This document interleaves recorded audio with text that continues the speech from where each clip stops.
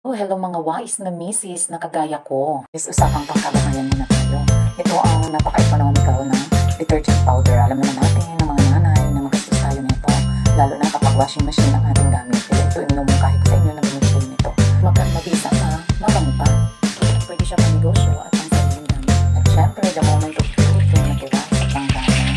Ayan, susubukan natin kung mabisa ba siya o hindi. Ayan, ating muna ibababad yung marinang basa.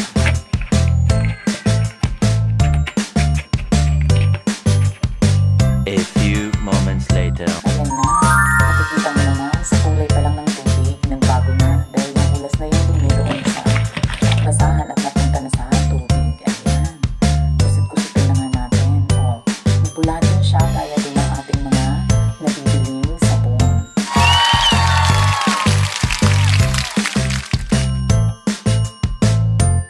At yun na nga, malinis na